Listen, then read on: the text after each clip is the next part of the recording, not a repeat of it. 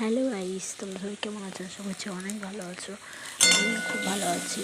তো গাইস, আজকে তো চিকেন করছি, তোমাদের সাথে সেটাই শেয়ার করছি। তো আমি এখন আলু ভাজছি।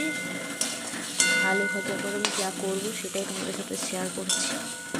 যদি ভালো লেগে থাকে তাহলে লাইক কমেন্ট করো সবাই। এই যে আমার আলু ভাজা হয়ে গেছে। তো চলো আমি পেঁয়াজ দেবো এখন কড়াইয়ে। এই যে পেঁয়াজ কাটা আছে আমার, আর এখানে মাংসটা ধুয়ে নিয়েছি আমি। তো চলো রান্না করি।